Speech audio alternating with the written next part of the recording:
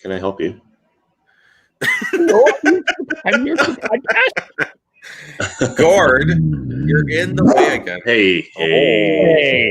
What is this? I know. She hears someone outside. Doesn't like it. Hey, lie down. I know.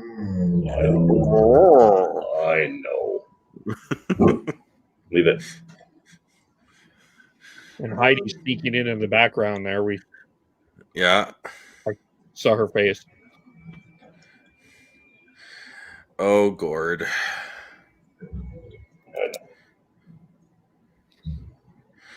Yeah, it was good to reminisce on that. And as I was saying, if next year everything goes well and they're having the World Juniors in Red Deer and Edmonton, I'd love to go up to Red Deer and watch a game because they'll probably get not the Team Canada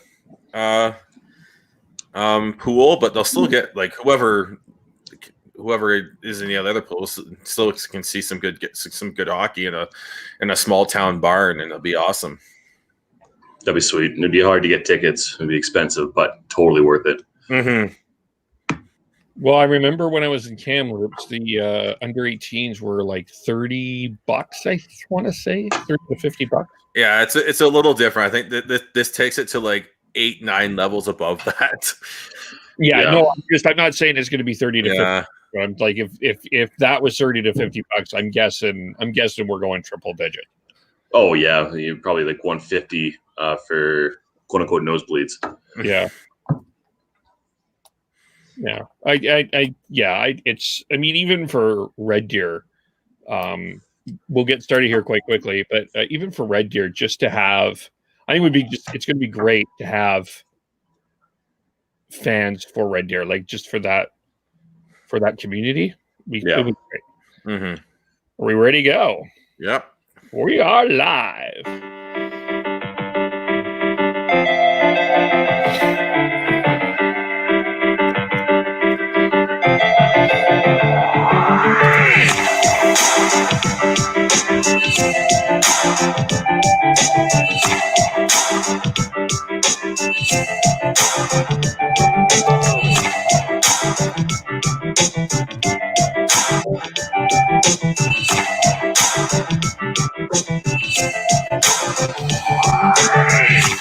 Well, that was quite a Quin for Canada as Quinton Byfield, 6 points, led the way as Canada defeated Switzerland 10-0. They got 50 shots, 50-13. Welcome to the Hockey Podcast. We're going to recap this game. My name is Kevin Olin. Of course, you can follow us on Twitter at podcast_hockey. Like us on Facebook. If you're watching on Facebook Live, give us a like there. Hit that like button. If you're watching on YouTube Live, subscribe there. And also subscribe wherever you get your podcasts, as we will upload this podcast up to a little later. Devin, I need to vent to you about something that Sean said. He does not like my puns. Surprise. My puns are not as good as his, and I think my puns are fantastic.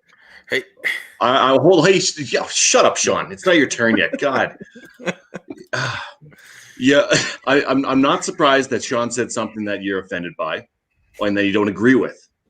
But I have to say, Kev, I like how dry and terrible they are. Thank you. But I love them. I think they're fantastic. Well, thank you. I appreciate that. It is, Sean, it's not that you're not funny. You're just not as funny as I am. Oh, I'm sorry that my puns actually make sense, and you have to like change the words and change the phrasings to make yours work. Canada quins by a ton makes a lot of sense. Canada gets by the field makes a lot of sense. Right into what we are talking about, and we'll get into some of the other stories of the day here. But again, let's start with Quinton Byfield. Let's start right there. Was there, maybe I'm missing something here, but did we have a problem with Quinton Byfield? Were people having questions with him? We were not. If we had any questions, it was about Bo and Byram, but I didn't. We were not low on Quinton Byfield. I think part of it was just that he kept getting overlooked. Last year, he was one of the two underage players on the team, and the other one was Alexis Lafreniere, and Lafreniere dominated that tournament when he was healthy, and Byfield was more of a spectator. He didn't even get a shift in the gold medal game this year, and everyone's talking about Cousins and Dach and Byfield and Jamie Drysdale. Drysdale was another underage defenseman, another underage player on that team, and he played a significant role last year. So I think it was he just kept getting lost in the shuffle, and then everyone started talking about Tim Stützle and how strong of a tournament he's had, and yeah, I think it's just more of that. He just got lost in the shuffle, and then tonight was like, hey, look at me, I'm still here, I'm still really good at hockey. I just think lost in the shuffle. I think that's the best way to describe what's happened to Quinton Byfield in the World Juniors in the past 2 years. This year, it's more so. I think they said this in the broadcast, and I think that talking about it again, it is a big thing. The fact that he put on a bunch of weight and trying to figure out how to play with that much more mass is it's hard. I mean, he's a big dude. He now is over 200 pounds. So that's a big difference with the way that you conduct yourself on the ice. I think one other thing that is very that kind of got him to be questioned was the fact that he went so high in the draft. All these players that have been talked about for the draft, and like having the drafts later on, not at its original time, I think has really put the magnifying glass on every single player that they've talked about in the first round or second round of this past draft. With having the World Juniors so soon after that, I think has really put a bit more pressure on the players, because they were put in a spotlight twice within the past 3 months here. So I was expecting more from him at the beginning, and I was surprised he was only on the quote unquote third line when the tournament started. So I'm happy that he's broken out. I'm happy to see that he's feeling it more comfortable, and I just think this is just a jumping off point here in the tournament. I also really like how the coaching staff is rotating Connor Zary and Jack Quinn through that line with Quinton Byfield and Jacob Pelletier. I think it brings a couple different looks that can really throw the opposition for a loop. You've got Jack Quinn, who's especially in the offensive zone, can really bring some creativity and some really good offensive ability. And then Connor Zary is able to grind things out and be more of a defensive conscience for the line. And then you can match that line up against any line in the tournament going forwards. So I think I think that line was the biggest positive for me coming out of this game. Well, and I also, I think with just because I'm reading Twitter, I mean, some people are saying like he's not raw, like we're not. Someone, I just saw a tweet that says we need to see this. I want to see this against higher level competition. I guess that's fair, but it's still 6 points. Apparently this guy got a lot of hate, and I didn't see much of that on Twitter yesterday. But I also want to talk a little bit about. Can we talk a little bit about Jacob Pelletier?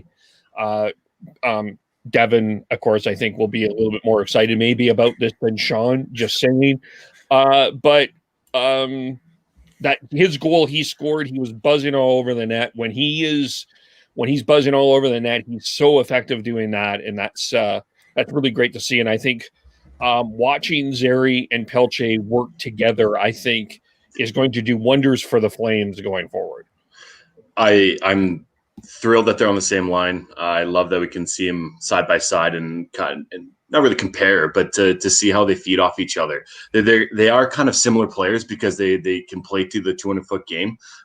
They have both responsibilities on the penalty kill, and I'd say Pelche has more of an offensive flair than Zary does. But I was happy to see Pelche get a goal. I mean, it wasn't a flashy goal. It was a missed shot off the boards, and then he was able to bury it into basically the open net, which was great. But one thing I did notice was that line of Byfield, Pelche, and Zary in the second period when they had that onslaught and Swiss couldn't get out of the defensive zone, which led to a power play for Canada. Right after that first unit was out there pressuring, that line came back on, which gives, which to me says that the coaching staff really trust them and wanted them to keep pressuring there. And to me, that shows a lot of respect for that line. And I wouldn't be surprised if you see more of that line going forward within the next, especially against Finland, because they do have that offensive style, but they can also play the 200-foot game. And for me, that's why I like the ability to rotate in Dach Quinn as well, because he's got a higher offensive ability, at least at this point, than Connor Zary. And you can, but Connor Zary is definitely someone who really helps out that line when he's on the ice with Byfield and Pelche. So I think you've got a line that you can, or a couple combinations that can really help Canada keep the puck, get the puck, keep the puck, and build some momentum. Because that's the other thing I like about that line is they aren't necessarily just a transition line, and they actually are more of a possession line, and grind it out and build that momentum and build the pressure in the offensive zone. So if that's what if that's what is potentially going to be one of the top lines going forwards, I think that bodes well for Team Canada. Now, my other question, Sean, you didn't really talk about Pelche or as an individual, though. What do you think about Pelche overall? I like his game around the net. I think he's an absolute pest around the net, and he seems to have a nose on where to be. He can be a pest around the net, but he also knows when to back off into the soft spots. You saw it in both goals, actually. He was in the soft spot to receive a missed shot on net from Zary on his first goal, and in his second goal he was right in the right spot to pick it up and then put it in the net in a bit of a scramble play. So a lot of these goals that this line is going to score aren't necessarily going to be the prettiest, but they're going to be good goals, and a goal is, and they're going to really help this team going forwards. I'm really excited to see, within the next year to 3 years, Pelche and Tkachuk on the same line. They both defensively responsible, but they're both able to be pests and do have that offensive flair too. So I have a feeling that they would be able to feed off each other and make a good 200-foot line there. Because the majority of NHL teams, all their lines have, a pairing, and then they kind of throw somebody else on there, and they have. So I have a feeling like the Flames will be able to utilize both them on the same line, and that's something to really, really look forward to if Pelche keeps on progressing with his game and starts really, dominating. Going forward here, I'm as a Flames fan, that's very exciting. Yeah, that is for sure. For sure. I'll have a special poll question at the end of this tournament that will divide Flames and Canucks fans in equal debate. I promise. There's a good one coming.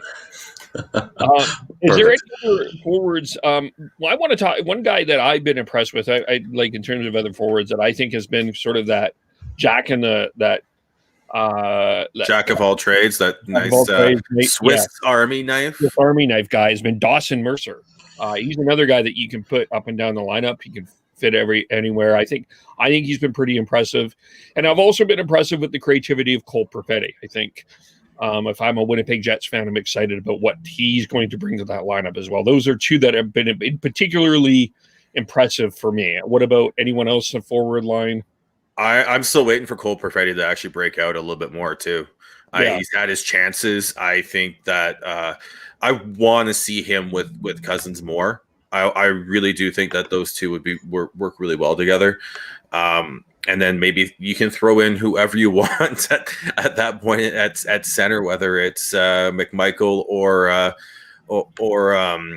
Newhook. But I want to see those two together because I like the creativity that Perfetti has and Cousins' willingness to grind it out and his speed. Cousins' speed is his biggest attribute, and he is very, very quick. So those two, I think, if they can get another line going like the Byfield line, then just like I really think it's going to become a 2-horse race in this tournament right now, whether between the States and Canada. I think when they're both those teams are at their best. I think those are the two best teams in this tournament right now. Do you foresee Cousins being played at center from now on? I don't want Cousins at center. No, I want him on the wing. I want him on the wing driving the net, using his speed on the outside, lowering his shoulder, just bulldozing his way to the front of the net. That's what I want from Cousins. Because Craig Button would disagree with you if he was on here, and you're always welcome, Mr. Button. But he wanted Cousins at center. I just think there's better options in terms of using the best skills possible. So like I said, I like his speed, and I want to see him driving the net hard. And I think the best way to do that is put him on the wing. And Newhook's can play center very well. McMichael's a decent center with what he brings, and even Peyton Krebs, I think they're using him on the wing, and I wouldn't mind seeing him at center as well. I'm baffled you guys haven't talked about Philip Tomasino. Yeah. Hey, my turn to talk, guys. Sorry, Jesus. So I'm baffled with how much ice time he's getting and how productive he's being. He's 6th in scoring for the tournament, and every time he's on the ice, he's making a difference. I feel like he deserves more time than what he's getting. I don't understand why he's not getting looked at a little bit more here. That's fair. It's a fair point and it's a good point you brought him up because he has scored. I mean, it's hard not to, when you've got 26 goals between this game and Germany, it's hard not to get on the scoreboard, but he has scored important goal. And again, that seems ridiculous to say, but he scored the opening goal. He scored the third goal. He technically 16-2. That was the winning goal, technically, the 3-2 goal. But he scored pretty early in this game too. So, and for the first half of this game, if the Swiss had any offensive ability whatsoever, this would have been a different game. So you're right. Tomasino is a guy that is showing up at the right times. And unfortunately in this tournament so far, the right times have been early. And, so I do think I do agree with you, Devin, that he deserves more credit than we're giving him. Well, and more opportunity. Like he was once again the winning goal today. Scoring the first one with a good pass from Byfield to not on his one time, on his offside. And yeah, you ripped it far side top corner. I don't know. I just feel like there's a lot more to him than the coaching staff is giving him. So I hope to see him a little bit more, but I have a feeling that you've seen him in 3 games, and each game it seems like he's right around or under 10 minutes, which is not a lot of ice time for what he's shown for sure. I could see the way he's playing though, because this Finland game, it's not going to be a blowout. I think we will see more Tomasino in the Finland game. I think that's a game where I think they're going to have to roll 4 lines, and and they're going to need the Mercers and the Tomasinos to really be factors in that game as much as everybody else. So I think we will see more of him.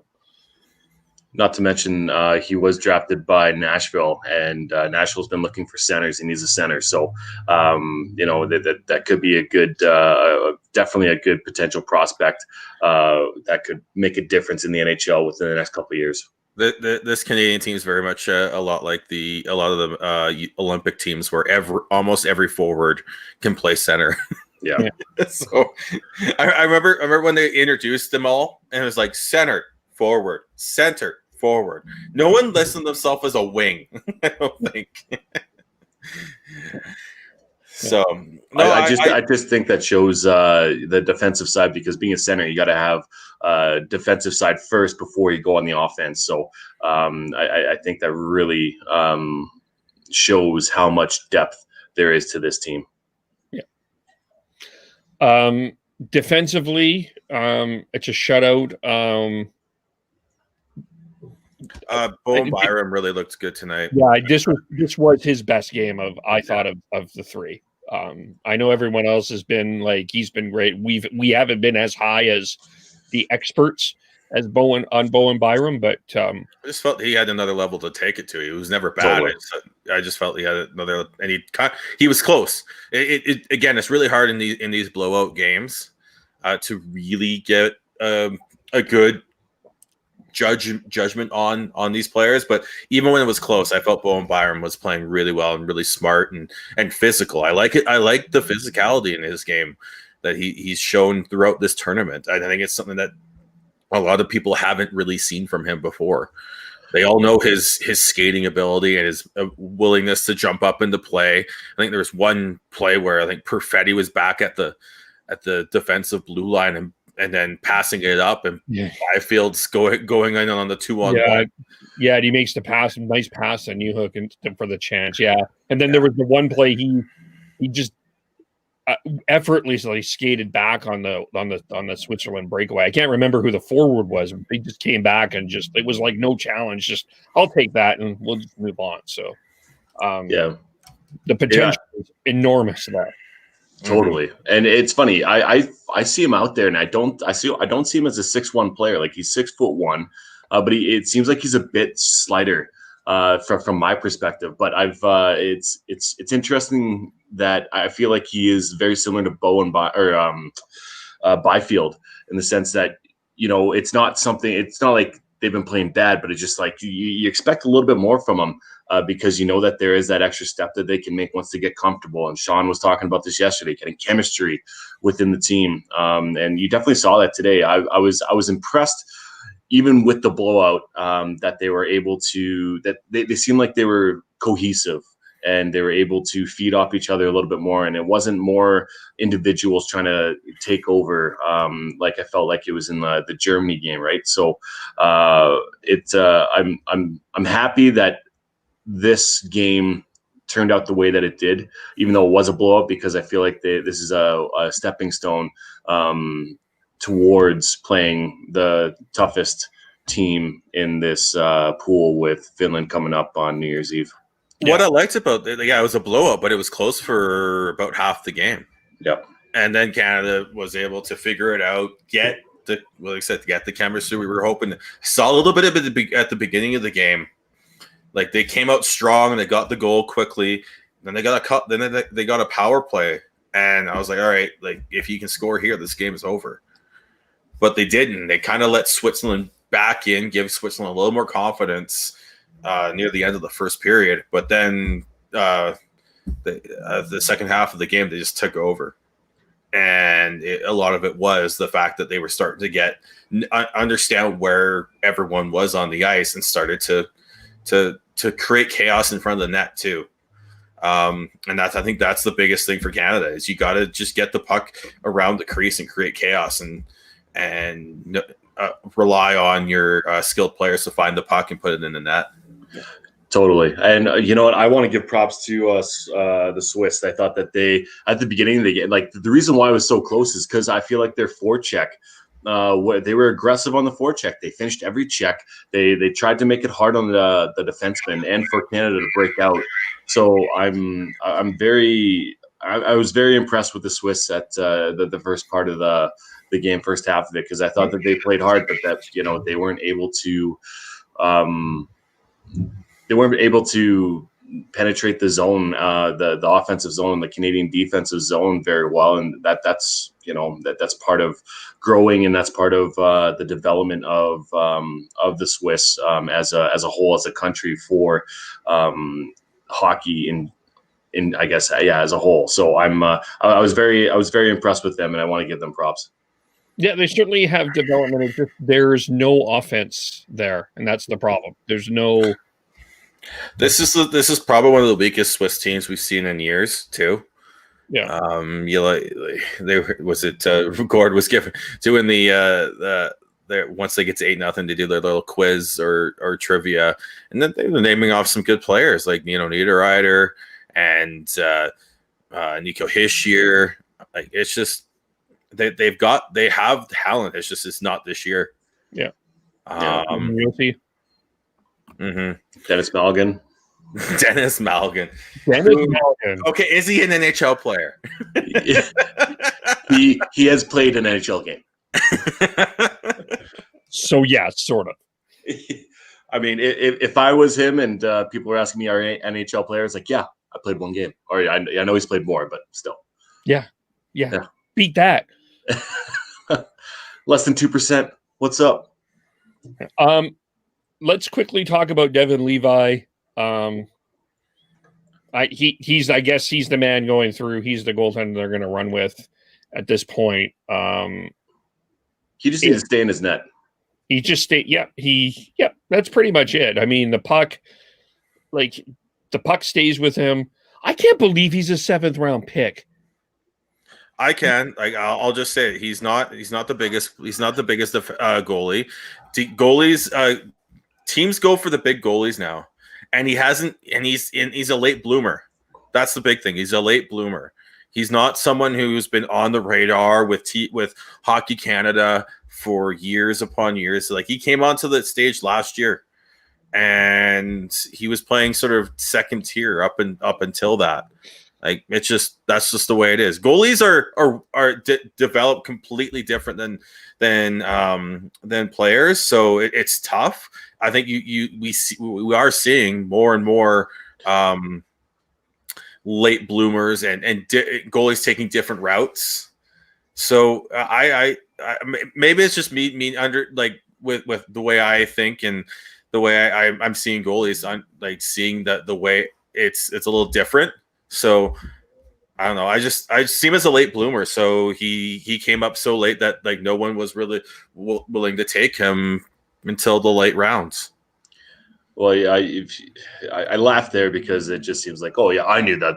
I'm not surprised at all. Blah blah blah. I'm on my high horse. But no, Sean is right though. With being a goalie, it's always a crapshoot taking him early in the round. That's why Askarov, I feel like that's why this year he dropped a little bit than what he was projected, really, because taking a goalie first overall or early is very. You never know exactly how they're going to turn out. I'm quite happy, obviously, that Devin Levi is taking that step and has developed into is developing into a decent goalie. But yeah, every shot that comes to him, it just sticks to him, and he has no rebounds. If there is a rebound, he's able to deflect it into the corner. He's very technically sound, but he just needs to stay in his net. He don't play the puck. If anything, stop the puck behind the net, get back in your net, and stop the puck. That's all you need to do. And I feel like if he does that, if he simplifies it, just like Canada did today with the way that they were playing very north-south, simple. Get traffic in front, get pucks to the net. All the cliches of hockey, of playing good hockey. And if Devin Levi does that same thing, then he will be successful. They've made it easy on him, at least up until this point too, right? So he's made the saves when he's needed to. He's had a couple absolutely stunner saves, but he hasn't. For the most part, he hasn't had to withstand a barrage. I think earlier in one of these other recaps, I talked about him being the Justin Pogge of this team, and I still think that's a very apt comparison. Well, hopefully his NHL career is better than Justin Pogge's. Just a little bit. Justin Pogge, who convinced the Toronto Maple Leafs to trade away Tuukka Rask. Just stop it. Well, but yeah, like I said, he's done the job. That's all you can ask. And with Canada's goaltending for the last little bit has always been like, other than Carter Hart and Mikey DiPietro for as well. They've always had, and then I think there's a couple, even Joel Hofer last year, like he was someone who came out of nowhere as well. Like he wasn't invited to their summer camp. He played his way into the World Junior camp in December. So it's always a bit. You never know what you're going to get with Canada with goaltending, for the most part, and all with the teams this strong. All you need to do is just stop the ones that you're expected to stop, at least up until you get to playing the States, Sweden, Russia. And then you got to step up your game a little bit. So I'm going to reserve judgment into what exactly Devin Levi, how good Devin Levi has played until I see him against Finland on New Year's Eve, and then once they get into the quarterfinals and hopefully semis and beyond. That's fair. And we talked to Derek Neumeyer, this was the question, and we talked with Tom. This was the question coming into the tournament that was everyone's concern was the goaltending with Canada. We were not worried about the forwards. We were not worried about the defense. The goaltending is still the question, and we will see where they're at with Canada Finland. I think that will be that game is truly going to start answering that question. I still think Canada is better than Finland. I would pick Canada to win, but I mean, it's going to come down to goaltending. It's interesting.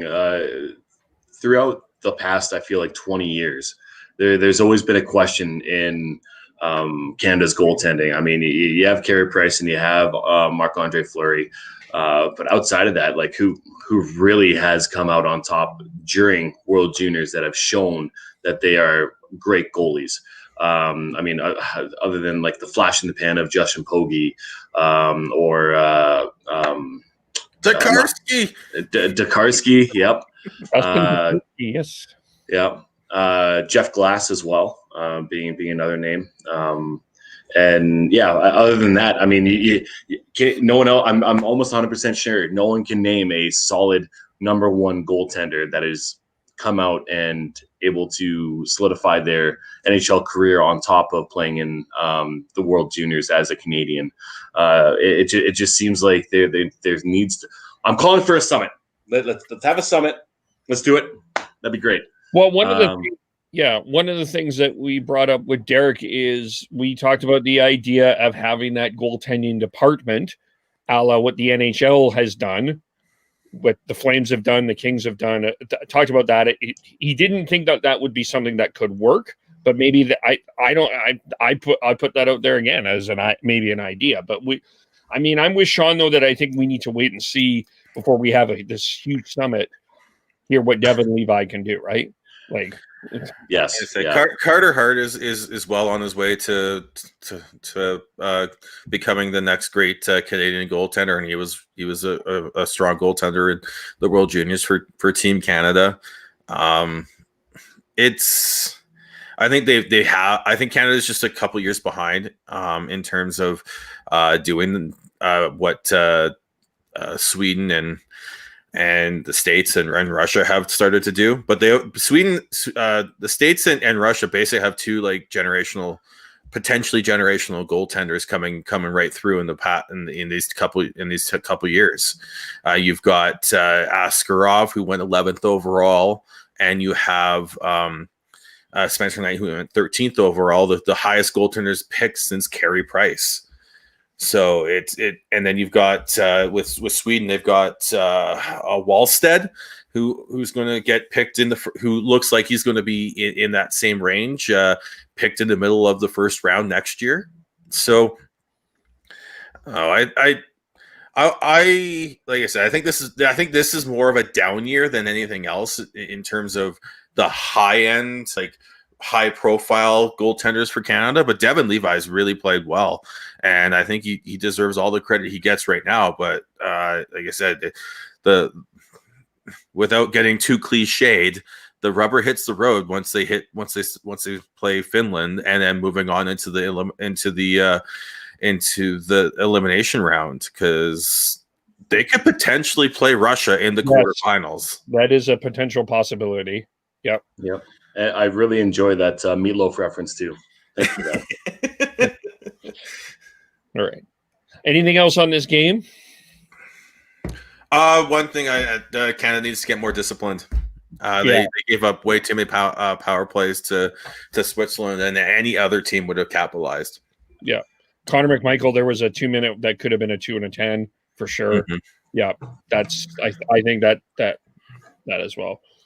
I thought of you, Sean, when the 2 and 10, because there was a 2 and 10 this game, and I instantly thought of you. I did in our Twitter chat I mentioned that. And said, they gave out 2 and 10s all the time for boardings and checking from behind. So don't get me started. All right, that's why I left it at there. You always have to have something at the end. But I do want to say, go with the next game here. Look, everybody needs to look at number 7 on Finland. And I know I'm not just saying this because I'm a Leafs fan and that he's a Leafs prospect, but Topi Niemela, watch him, have your radar out for him, because he can skate. He does smart plays with the puck, and he will be a good NHL defenseman going forward. But yeah, number 7, Topi Niemela, watch him. Okay. We're maybe at the end of this tournament, we're going to do their stocks ups or downs, because there's one Leaf prospect that I think his stock is down right now, but the tournament isn't over yet, so, for sure. Yes, let's move on. We'll go to basically anyone on Russia. Yeah, right now. Yeah. Is that including Podkolzin? Yeah, it's going to Podkolzin. Oh, now you're admitting it. Okay. Well, no, that's his stock is down because he hasn't.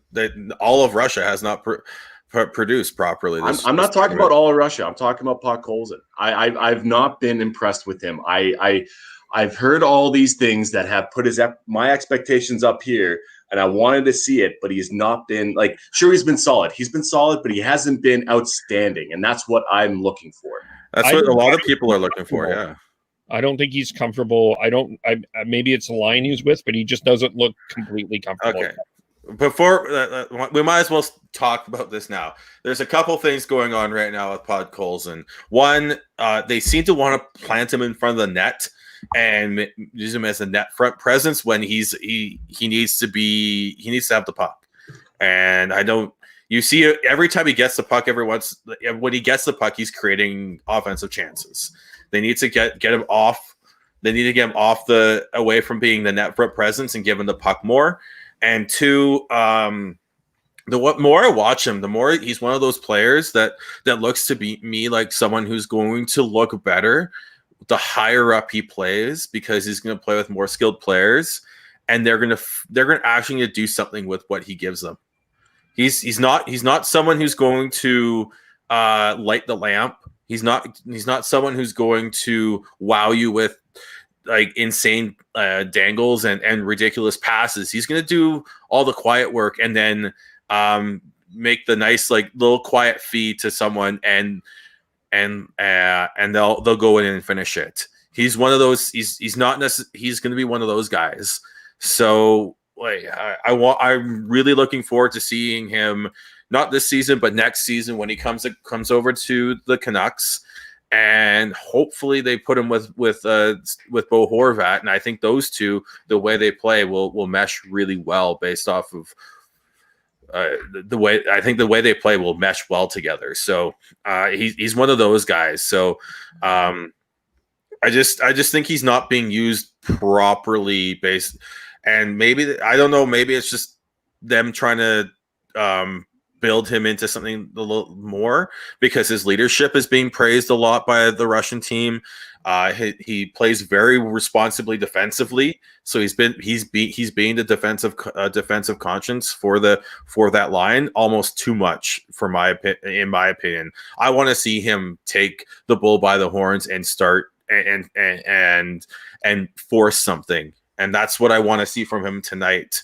So I get the criticism, and what Devin says is you heard a lot of stuff saying he's that good and he's outstanding, but he plays a lot more of a quiet game. He's not a Trevor Zegras where he's just gonna start throwing passes out left, right, and center, and next thing you know he's got 4 assists. Right, I think it's more of a quiet game, and I think the higher he climbs in the lineup, and the higher he climbs in professional hockey, the better he'll look. It's funny you say that, though. I mean, I'm throwing shade on him because I feel like if you are this good and you have this much talent, there's no way you're going to be stuck in front of the net. You'll be able to. Like if you're that good, you will find the spots, you will find the quiet places, you will be able to create chances the way that he needs to.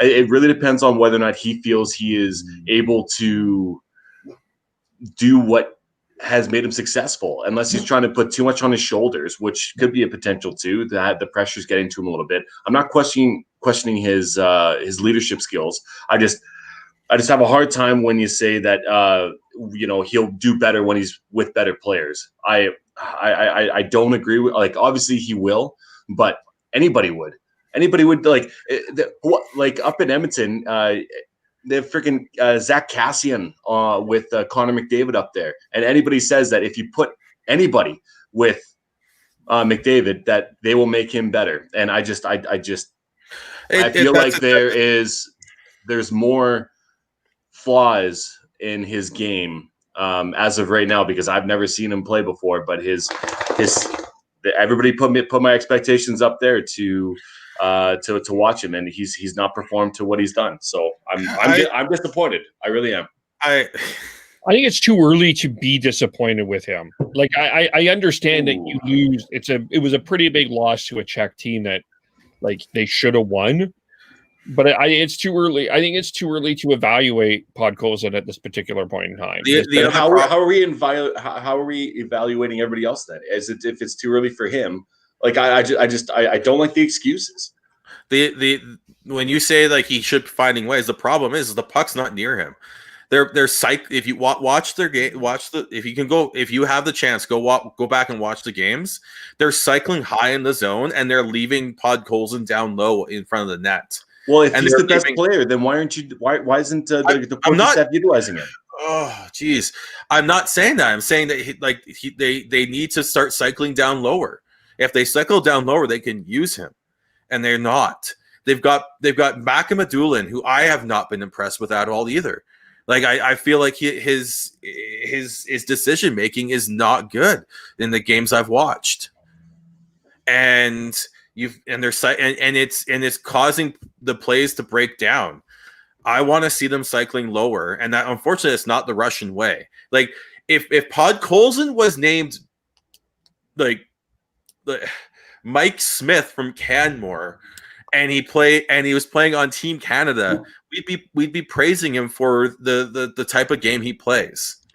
That's just the way he plays a more North American style game than he plays a Russian game.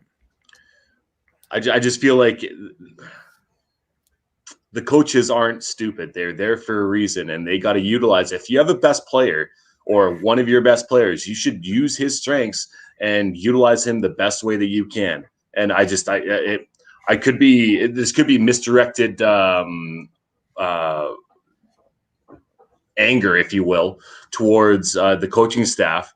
But either way, I feel like they are smarter than that to not utilize him the way that he needs to be utilized to make him and the Russians successful. That's what I'm seeing. He hasn't been utilized. If you follow Chris Faber, who's been tracking Podkolzin throughout the year, He's been a fourth line. He's been playing fourth line shifts in SKA. It's been sort of the same issue of how he's been used.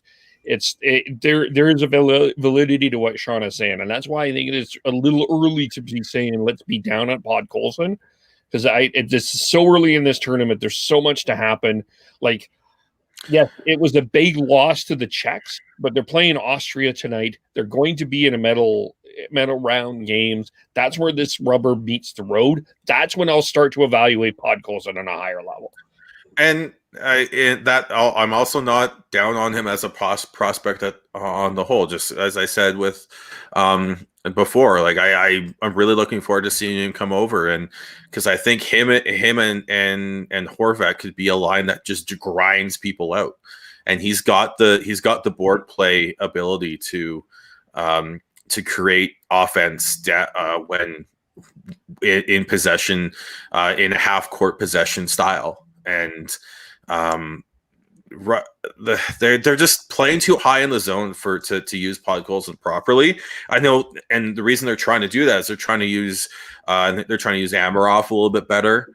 They're trying to use the uber, like the more flashy skilled players a little better, because they know that eventually Podkolzin will find a way to make it work. So I just, like I said, I'm with Kevin. I want to see him versus the higher end players. Yes, great. Travis Zegras put up 9 points in 2 games that the U.S. outscored their opponent 16-0 or 18-0. Like, awesome. Yes, awesome. Byfield's put up 6 points in a 10-0 win over Switzerland.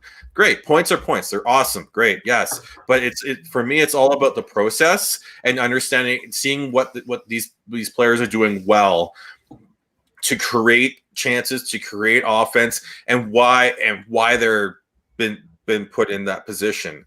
And like I said, I think what I want to see from Podkolzin again is take the bull by the horns, take the moment and make it your own. And that's, I think, one thing that he definitely needs to work on, because he's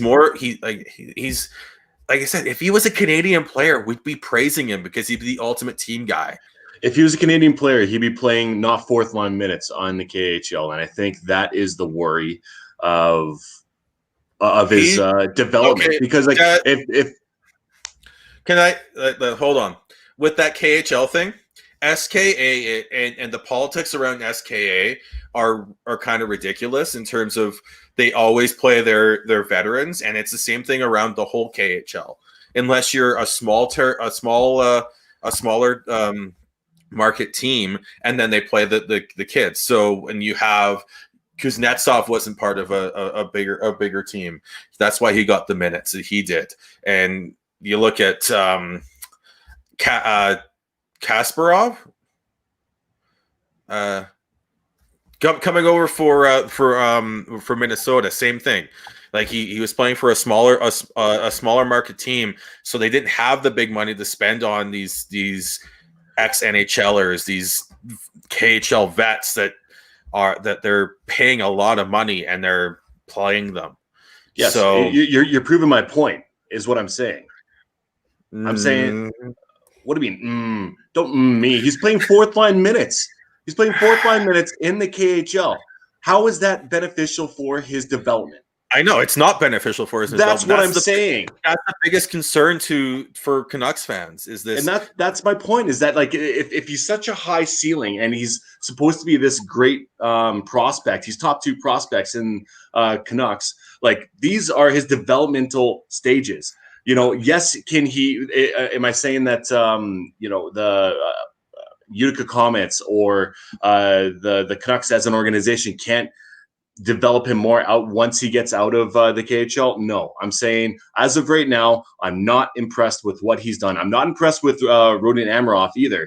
And I feel like both of those players need to step their game up if they want to be successful in this tournament. And I'm disappointed with both of them. Yeah, the thing is the Canucks unfortunately don't have the control to bring him over. I think if they were able to bring, that was the other issue. Podkolzin would have gone top 5 in that draft if if there was if teams were more comfortable with his developmental control over his development. He can't come over until he's done his contract this for this season. Totally. And sorry, I'm going to cut you off there, though. You were talking about if he was Canadian, we'd be praising him. But if he was Canadian, he'd be developing properly, and he'd probably be he'd be living up to his standards of what he is supposed to be. And I've not seen it. I've watched both games, and they aren't. I've not been impressed with him. That's all I'm saying.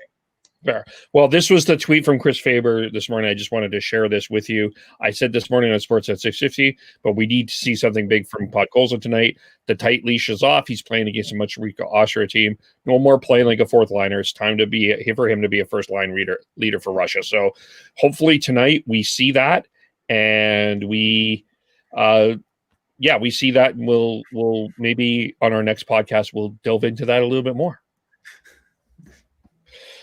Good reffing, Kevin. Good reffing.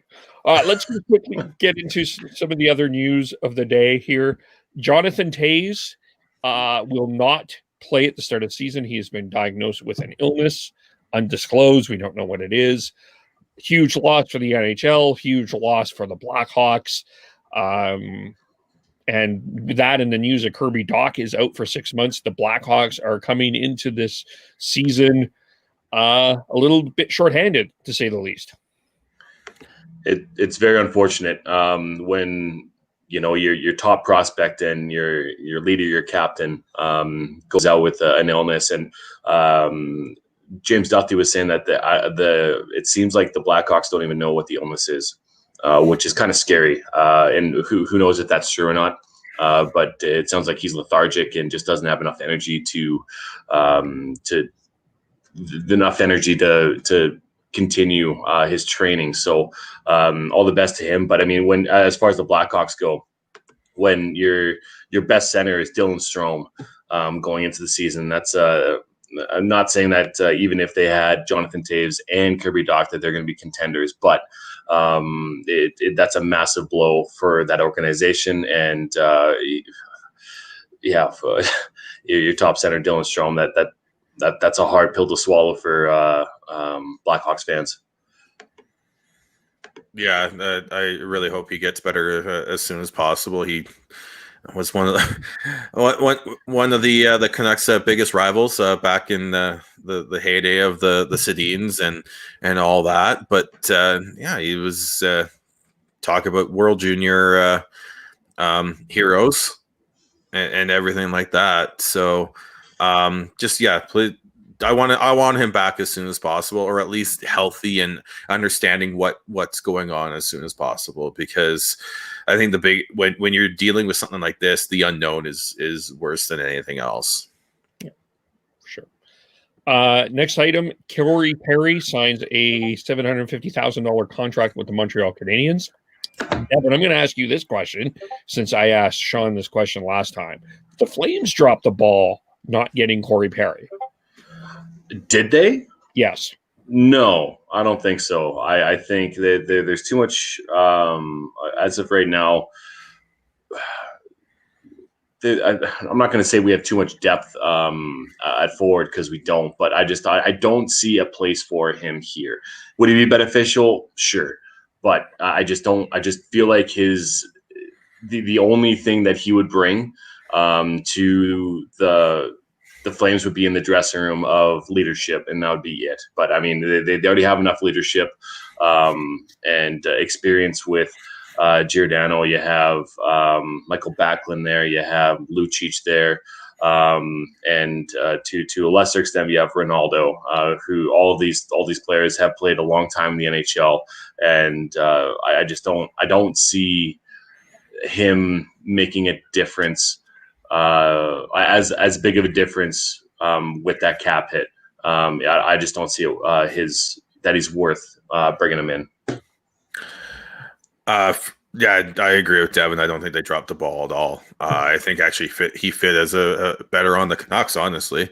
But even then, I don't think there's a great fit. He's a left shot, left winger. He's a right shot, right winger. Corey Perry. Did I look at it wrong? Yep, you did. Corey Perry shoots. Even Gord, the dog, says, "Hello, he's a right shot." Okay, yeah, he's a right shot, right winger, and that. Oh, then. Sorry, my bad. I will retract my statement, and I will say that Devin is wrong, because right shot, right winger is something that both the Canucks and the Flames need, and he's someone who could have. I don't know.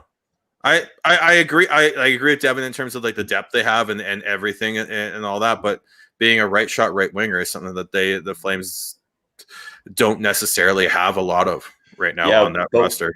When he has a hard time getting up and down the ice, being at his age and his stature, and like he wasn't a fast player to begin with. Yeah, so they've already got Lucic, so exactly they can't really another anchor onto the ice. Yeah, and that was where I was going to go as well. There, Dev, was that the only issue would be his speed.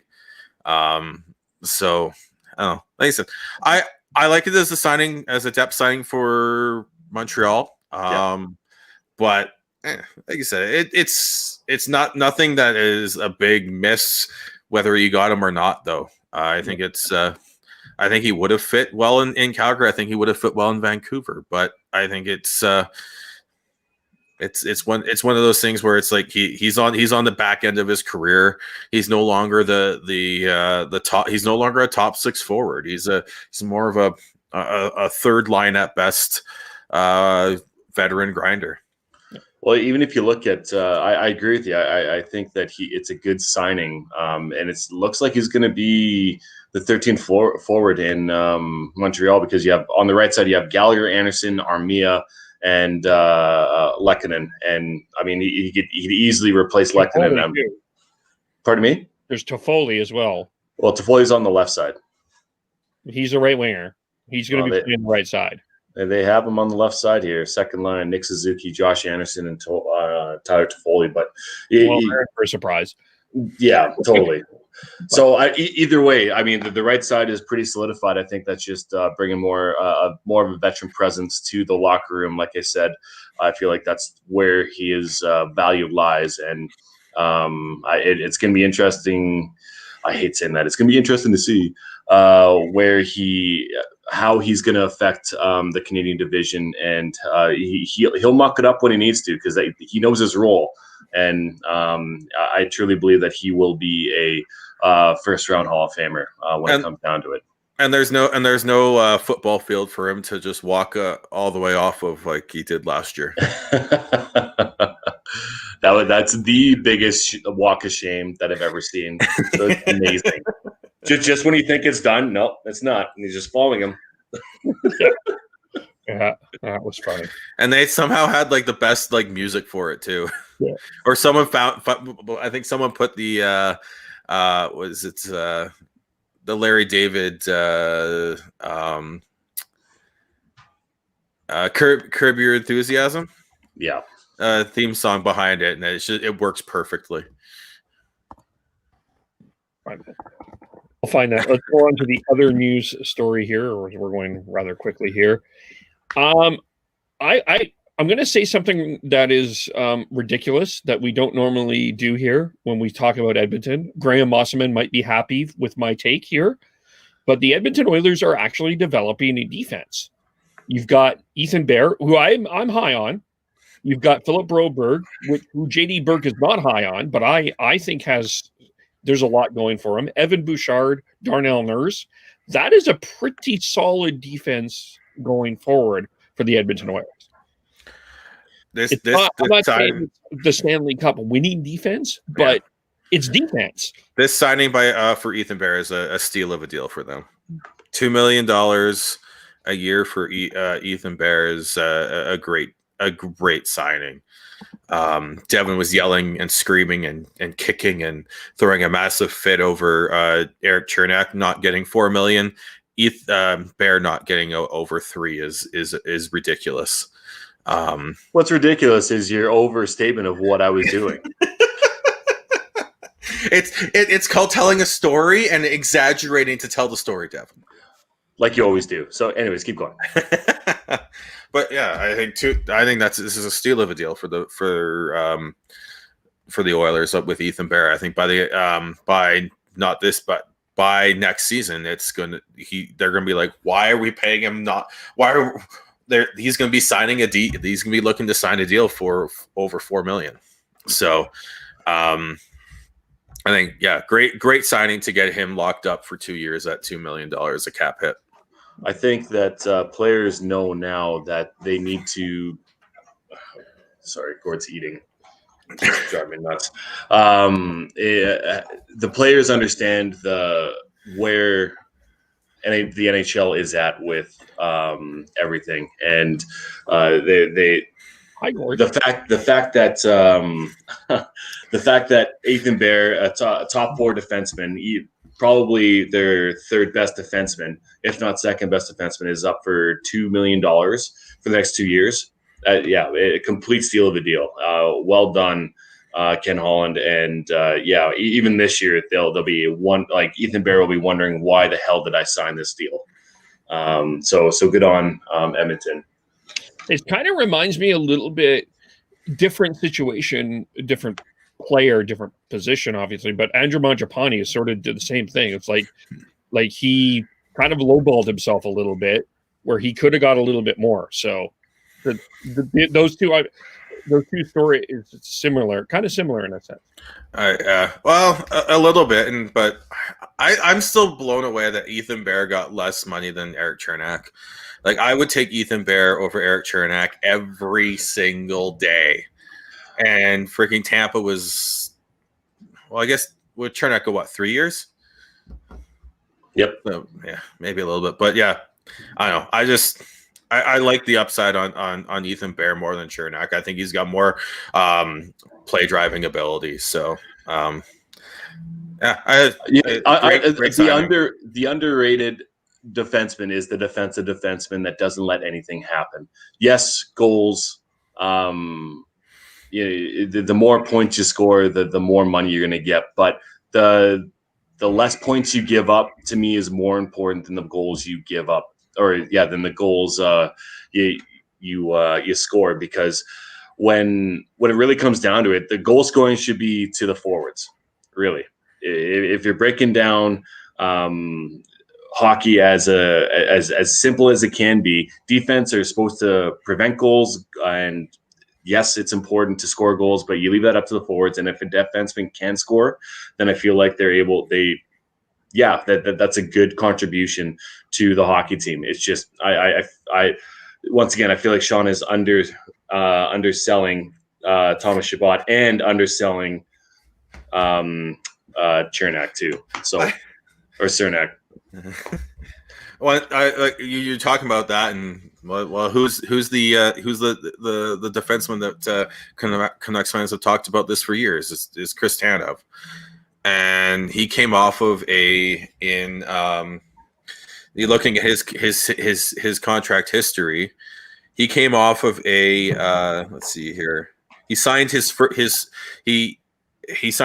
non-ELC for the 2013-14 season. And in 2012-13, he put up 7 points and he signed for 1.5. And then after that, he put up a 17-point season and signed for 2 for 1 year. And then after that, I don't see if Cap does. They signed him to a 5-year deal at 4.45. And that's what I'm saying, though, is that that is outdated for where the cap has gone. And yes, it hasn't gone up a lot since Tanev has signed that for 4 years. But what I'm saying is that if you want to lock him up long term for Erik Cernak, Cernak, whatever the hell's however the hell you say it. I feel like that if they went long term like they did, like Calgary did with Rasmus Anderson, that it would be over $4 million. The other thing with Cernak though is they with Tanev is he came in a little bit later and they signed him to a ELC at and they were buying out UFA years with that $4.45 million. Totally, and you'd be buying out UFA years with Eric as well. So it's like it's a slightly different time than if the cap went up, he would be worth more, and that's what I'm saying is that he would be worth around $4 million. Yeah, they're not buying out any UFA years with Cernak though. 6 years? No, for 3 years. Cernak? I'm talking about long term. You said about locking Tanev up long term, 4 years at $4 million, and that's what I'm talking about. And that's what I was thinking that they were going to do, was that they were going to go 6 years if they could. I'm dead certain on this that if they went 6 years, it'd be over $4 million, and that's what I was saying with that statement that I said, that if he is worth over $4 million. Okay. Fuck you. Poll question that. When we get the sentence guys on, we're going to have that Shabbat Hughes debated in it. Oh, yes, please. Come on. I love how Devin says that, like, I'm like saying that that Shabbat is like significantly below Hughes. No, they're one. I'm not saying that. They're right there beside each other. That's good. They're the two best defensemen in the Canadian teams. It's not even fucking close, and you can make an argument for both. I've said this from the beginning. No, you're not giving Shabbat enough credit because you're not at all. I'm sorry. I love Shabbat, Devin. I think he's a fantastic defenseman. I just think we're going to move this forward. I don't think you're giving Quinn Hughes enough credit. Oh, fuck you. We'll move on here. Jack Roslovic is not going to be at Winnipeg Jet Camp on January 3rd. He is looking to be traded. Now, this is fascinating to me because I seem to remember a certain player that had a reputation for a malcontent named Jacob Trouba did not want to stay in Winnipeg either and ended up with the Rangers for a player that Sean thinks is better than Rasmus Anderson, Neil Pionk. I'm just stoking the fire. Oh, God. You know what would be great? Just before we continue on this, you guys should create your like ultimate defense sticks and we should do a poll. Anyway. Fuck Kev. Jack Roslovic. This is an interesting case. A guy with a lot of talent. A guy I think in Winnipeg needs. I would think needs to go forward here to be a playoff team in the flawed Canadian / North Division. But I also it's probably one of between it and the what are they calling the East or the was it the East, the North, the Pacific West, and I don't know, but the one with the one that was the Metropolitan, them and the North are the two deepest divisions in terms of you do not know where teams are going. Yeah. Okay, maybe we'll start here. Devin, would you like the Flames to go after Jack Roslovic? Okay, he's a former first-round pick in 2015.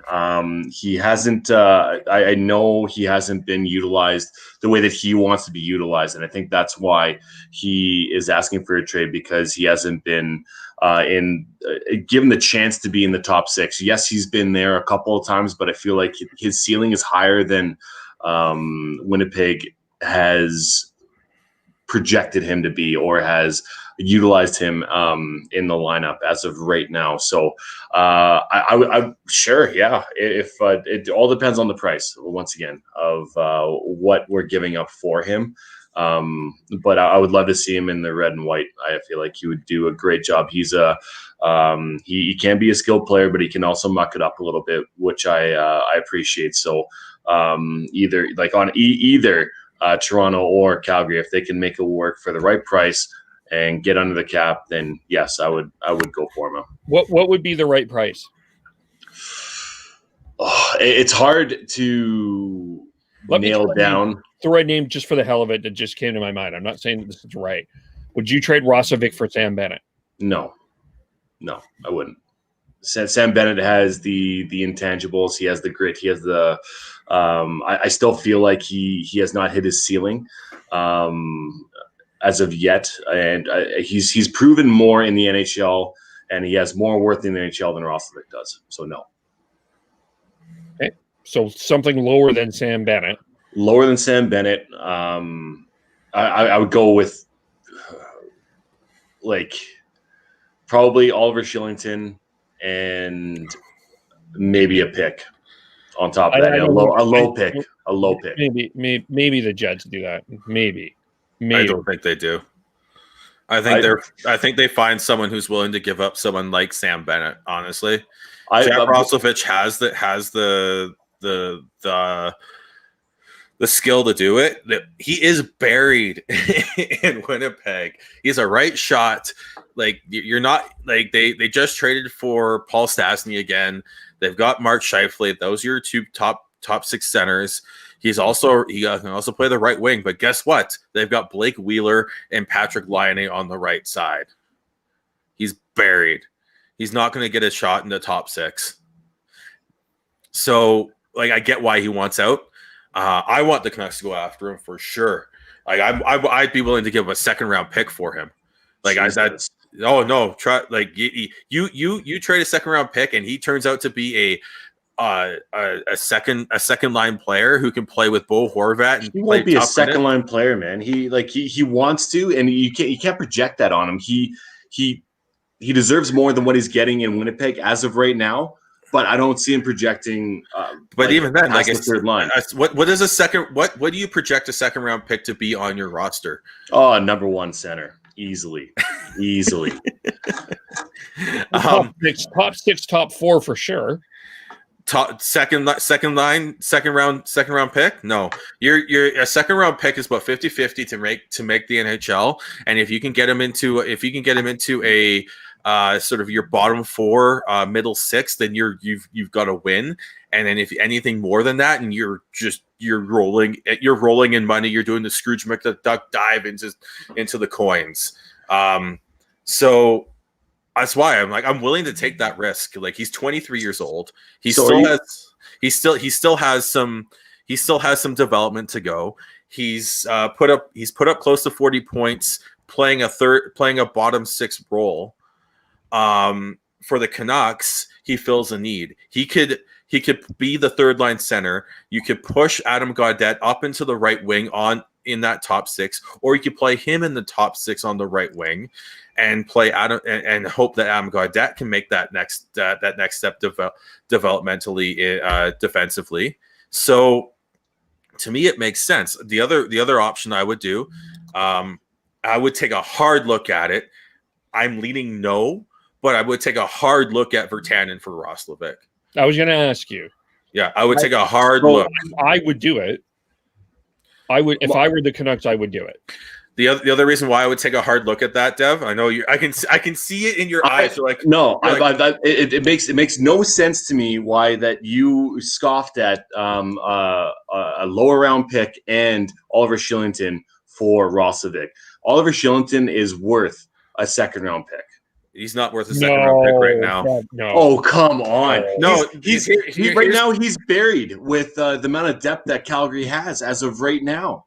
He hasn't had a chance. Exactly. So you're not going to give him up. You're not going to get a second round pick. Roslovic hasn't had a chance either, is what I'm trying to get at. He still put up almost 40 points as a more points than a defenseman. The way I look at it, Deb, with Shillington is there's a lot of flaws with Shillington's game, and we just don't know what he's going to be.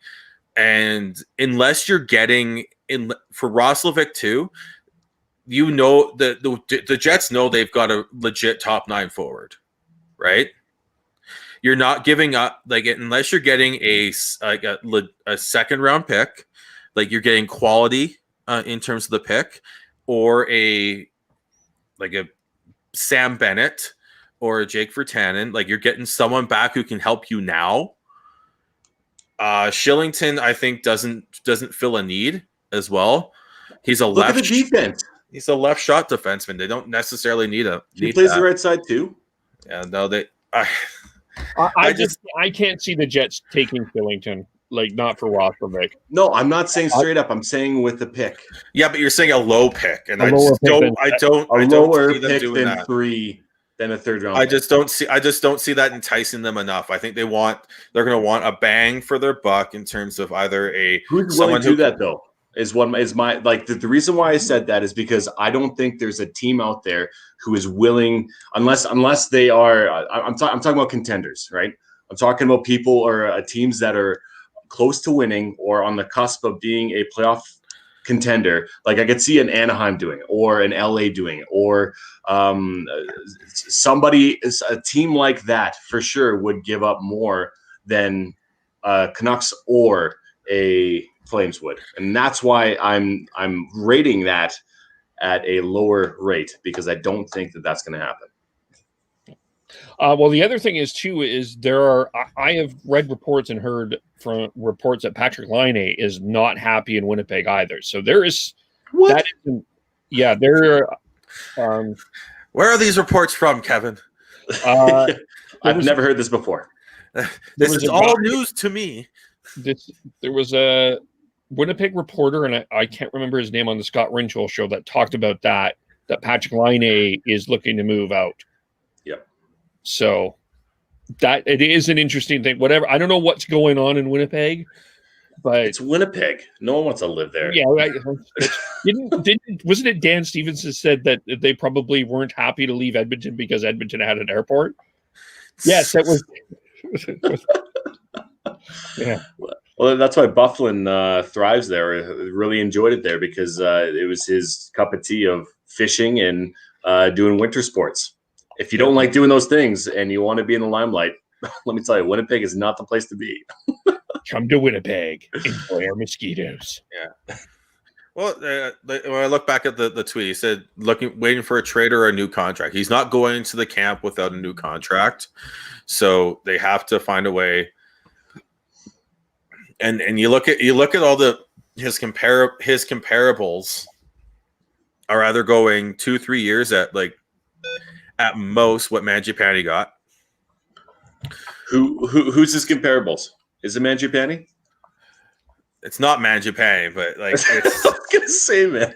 Okay, but no, if you look at where their progressions, Mangiapane took a step this year that Roslovic didn't. Right? Because he didn't have the chance to. Mangiapane's been on the second line the entire year. Yeah, but Mangiapane worked his way onto that second line. Yeah. Yeah, but he was pretty much given it from the very beginning. He was barely on that third line, and then he got put up there. By the way, Roslovic's agent is Claude Lemieux. That's funny. That is funny. But no, I think he's either going to have to go for a 2-year deal, making less than $2 million, or he's going to have to sign the Gaudette deal, which is 1 year at less than $1 million. It's. Are you saying Laine? No, Roslovic. Okay, sorry, we're going back and forth. It's confusing me. But yeah, I honestly could see Winnipeg trading Roslovic for either someone to help them now, someone who can step into a third line role and add something different, which is why I think a Bennett or a Virtanen would make sense for Winnipeg. May not make sense for either of the Canucks or the Flames. Yeah, it makes sense. Makes sense for Winnipeg. Plus, you're also trading within division, which for this year, which when the North Division the Canadian Division is an absolute toss up. You're not doing that. Sorry, go for it. No, I have something completely different. But I could see that. I could see them doing, if they could get a young right shot defenseman. I think they could do that. They would do it. If Shillington was right shot, you could get him for you could do it. I think they Shillington is not. I've not when I've watched him play the right side, I've never seen him being fully comfortable on that plane there. But I think he needs to. Shillington needs to play too. I think for the best, we talked about development with Podkolzin. The best thing for Shillington is to play. Yeah, and he's not going to get the minutes in Calgary. Well, and that's what I'm saying. That's why I'm saying that if he's going to go anywhere, why not Winnipeg? Because they don't have depth on defensemen at all, right? And that's why I think that is a good fit. That's fair. Okay.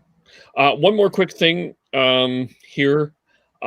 Haley Salvan announced on Twitter we're going to be joining the Flames this year for the Athletic. I'm excited to have a fresh out of town perspective to bring in Flames content. It's usually been local people that have grown up in Calgary that have done that. And that's great. But I think I'm really excited that Haley Salvan will be bringing her Ottawa experience to Calgary. And I'm really looking forward to that. Yeah, I'm with you. It's good to have a fresh set of eyes. One you haven't heard of it's not an Eric Francis, it's not a Pat Steinberg, it's not a Ryan Pinder, if you will. He's probably like Ryan Pinder's probably the newest to the scene of Calgary, even though he was part of the AHL at the time, Abbotsford Heat broadcast. But yeah, I agree with you, Kevin. It's going to be. I'm curious on what she thinks of the Flames and how she's going to report them. It sounds like she was very well liked over there in Ottawa and in Oshawa as well. So good on her, and I'm excited to see what she brings. Sorry, Kev, I had to make sure that we got the name right. It's Haley Salvian. Oh, I mispronounced. Sorry, I didn't see the I. But yeah, Heidi made a really good point earlier today. That she's also been working the national team, the women's national team beat for a while, and so it makes sense for her to move here, where this is usually where they congregate and work together. So I think that's another reason why another good reason why you should make sure you follow her on Twitter and make sure you read her stuff on The Athletic when she starts writing, because like I said, fresh voice and it will be good. Yeah, in Calgary we've had the same people right here for years. We've got a couple, like when the new people are just people who grew up here, including our good friend Wes Gilbertson, who grew up in Cochrane, and everything. It's nice to get a outside voice. As a Canucks fan, one of the best outside voices we've ever got, like two of the best outside voices we've ever gotten in terms of critical thinking and all that, have been Jason Botchford, who came from Ontario, and Matt Sakaris, who came from Ontario as well. So and Andrew Walker. Walks. Hey, he's controversial. He's controversial. He's the Sean. He's the Sean of the radio. Let's put it that way. I'll take that. Wow, man. Sean entertaining the fact that he's the Walker of the podcast. I'm the shit disturber. Oh, yeah, I'll take that. I've been the shit disturber since I was playing hockey. Come on, you've been a shit disturber since I was born. God. All right. Anything else we need to talk about? No, we've gone way too long on this one. No, we didn't go long. I hate that. I hate that narrative. Let's not have that narrative on this podcast. We did not go long. That's one of my biggest pet peeves. I'm just saying. And airing it out, dirty laundry to the entire internet right there. But I do want to say that one thing I am very interested in, it's not something we're going to cover for a while, but I'm very interested to see how the trade deadline is going to be worked in the NHL this year, with the border, with COVID, with everything. I think that's going to be super interesting. I've thought about this for a while, but some to look forward to. That's been a question I've been asking and no one has an answer for. I've been asking this, like, what happens with trades now? Because you have a 14-day quarantine. I'm just saying trade deadline in general, because you're going to have teams, like, say, for instance, you're going to have teams that are in division in Canada that potentially are going to be trading with each other and still play against each other. And I don't know, there's so many storylines there that I'm just thinking about the North Division. There's so many storylines there that are going to be able to develop. But I think that's enough time here. We've gone over time here. So sorry, Sean, you're going to have to wait till next week. How do we follow everybody? I just have an announcement to make. What's that? Vasily Podkolzin scored a goal. Oh my God! There we go. Everything's saved. Everything's done. Thank God. Praise Jesus. Yeah. Well, we'll talk about that in more later. I wanted to, before we do the follow, I found it. Here it is. Here it is, ladies and gentlemen. The long walk of shame of Corey Perry walking down the Cotton Bowl. Look at this. He's still walking. Still walking. That's a good, because it was a 20-minute clip and he still hasn't made it yet, and it's still, God, that's a long fucking walk. What, 20 to 30 seconds of shame before you get to the. Oh, that's beautiful, Kev. Well done. Okay. Oh, by the way, it's 2 goals for Podkolzin now. 2 goals for Podkolzin. Everything's saved. You know, the savior of the Canucks Nation, the top prospect. He's amazing. He's great. You heard it here first, folks. Gordhouse09 says he's fantastic. Okay, yeah. And I'm Beardy Canucks 03. All right. I-80 is Hyde, Baseballs, Schneider, SCHNEIDZ, Tyler T. Noble, who, by the way, he is not happy with these referee quotes at the start. He's been tweeting about that. He's venting about that. As a referee, you be serious out there. That's what Tyler says. No fun. No fun, Tyler. Mittens, Tyler. Sorry, Kevin. Your tag, please. How do we follow you, Tyler? Kev? How do we follow you? KEVOLE podcast_hockey, Facebook, YouTube. Subscribe where you get your podcast. We will talk to you on New Year's Eve. And remember, folks, stay positive, test negative. Yeah, right. We will talk to you all soon. Bye for now.